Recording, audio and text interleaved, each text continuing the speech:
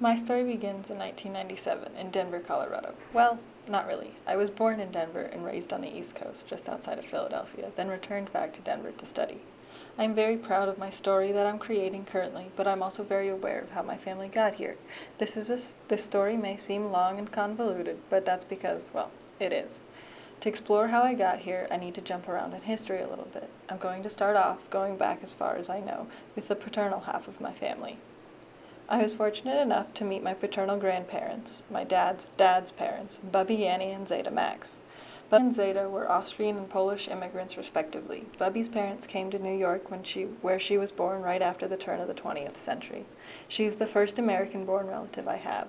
Max, on the other hand, arrived in New York City via Ellis Island in 1913, just before World War I, when he was just 10. Their families were looked down on in Poland and Austria in their time for being Jewish. It was no mystery to my ancestors what would happen to them if they stayed in Poland in the years to come. As they were forced to become involuntary immigrants, they independently chose to come to the States and found each other in New York City, in the Jewish neighborhood of all places, and started a family business, the bakery. To this day, all of my relatives remember Bubby and Zeta fondly. We remember their food, their traditions, their religion, and for the most part, we all stayed on the East Coast.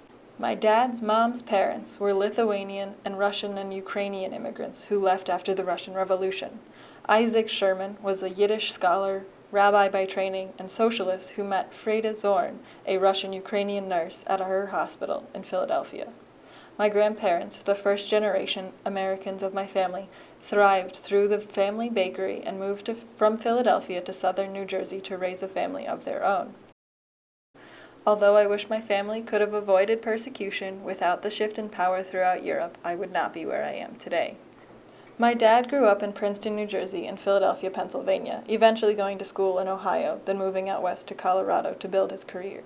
On the other side of the continent, in the 1930s, my maternal side was very involved in what is today the United Kingdom. My grandfather, David Bianchi, although born in Canada in 1924, came from Ireland, Spain, and northern Italy.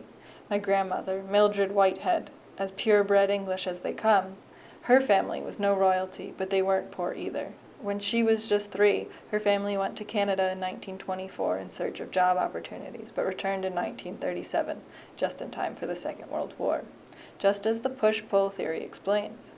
Millie was stuck in England for the duration of the war, but eventually immigrated back to Canada in 1946 with her family. She and Dave met and made a family in Canada. Then they moved south of the border so that my grandfather could work for General Motors until they retired and moved to Florida.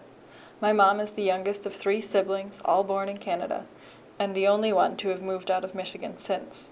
Her story includes becoming a naturalized citizen in 1987, many cities and jobs, until a work friend invited her to a wedding in Ohio where she met my dad, and, as they say, the rest is history. Together, my parents lived in Denver until I was 3, and we moved back east to be closer to my paternal grandparents and for a job opportunity for my dad. My story is one of 10 countries coming together throughout the diversity of America and also the destruction of the Second World War so that we could move freely, seek better opportunities, and practice our religion in peace.